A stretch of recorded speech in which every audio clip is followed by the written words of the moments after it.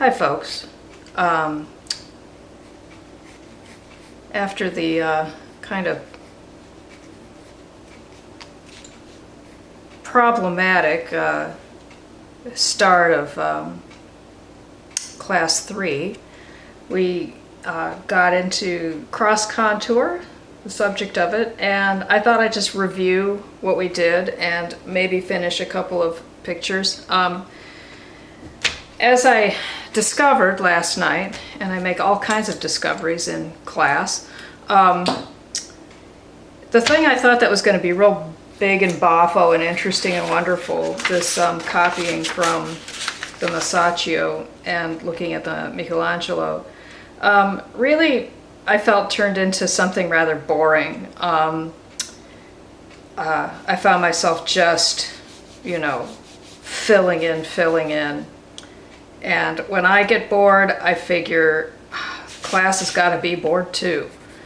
So I'll just say a little bit about this. I mean, I think these are, this is a beautiful drawing, and this is, worth looking at. I've worked it out a little bit. The one thing I think that's worth talking about with this is that somebody had asked about drapery and how to deal with drapery, and I was kind of perhaps having concentration issues, but I was trying to think what the best way to use this picture to talk about drapery would be. So I'll spend a little time on that right now. And I don't know, you might have remembered I said it's important to know where lines cross and where they should not connect. And I think here in some of these, in the folds of St. Peter's gown, you can see some nice examples of, say, subtle ways in which lines come close but don't touch. Like, say, right here, it's very subtle. There's a little break there. And it's absolutely essential that these two lines don't touch. This, however, is coming out from behind. This is like a fold in the cloth, right? But this is like another bit of cloth that's coming out from behind, so that should touch. And I'm going to make it touch.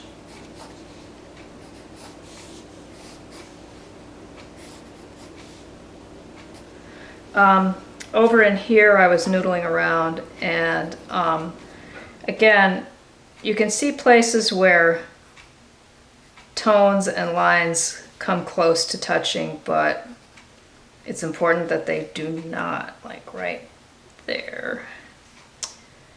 And I'm gonna have to, if I want to, I may come back and redraw this. This could use some redrawing. But I think, just this would be, if you want to really look at the drapery study, this would probably be a good thing to look at. It's not overcomplicated. But you'll see too that widths, be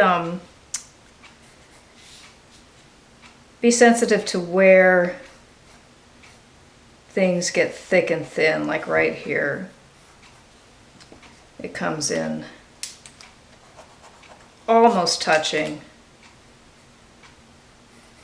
but not quite, right? Here, I've broken it up a little bit. You don't want to completely cut it off. Like, you want a few breaks in there so that it doesn't detach, so that the tonal treatment doesn't detach from the cloth. Okay, you don't want to treat this tone like it's, again, don't treat it like an object, all right?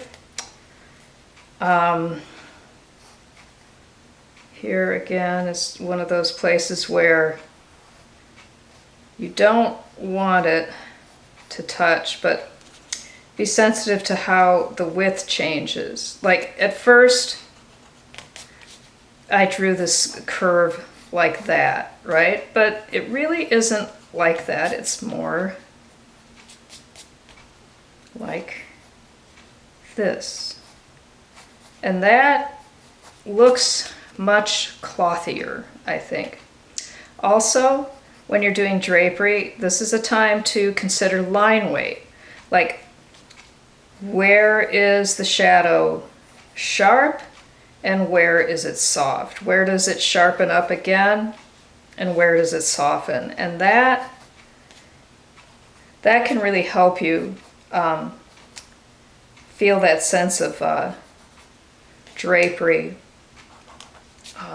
when you're doing this. A little smaller. I'm not sure I have that exactly right, but let's just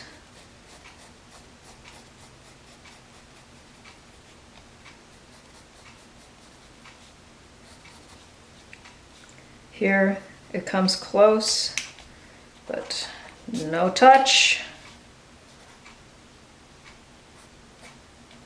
And here, this interaction is kind of nice. It almost folds over each other.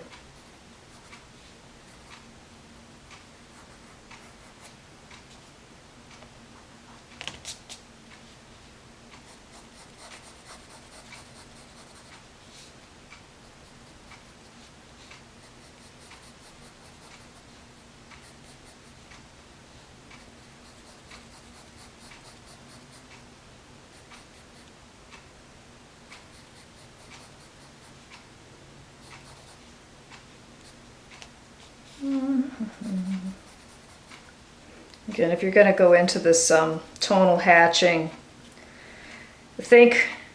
always think dark, medium, light. Just like with the ink wash that I told you about, you got dark, medium, light. And think about that when you're doing this. Dark,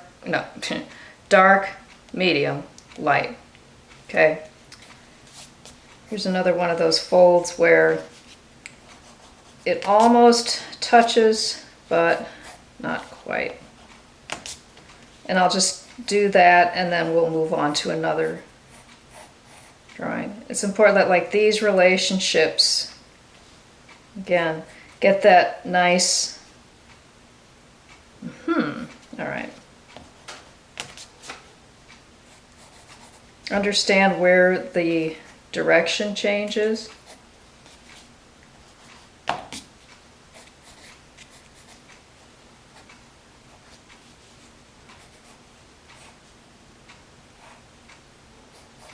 And that just about works out.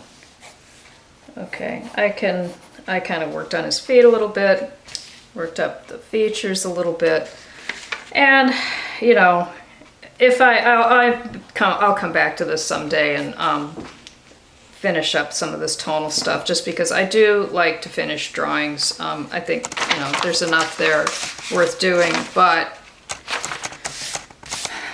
again, I would just look at this for the drapery. The treatment in the Michelangelo copy is very nice too, so you could look at both. His is slightly different. He takes quite a lot of liberties with it.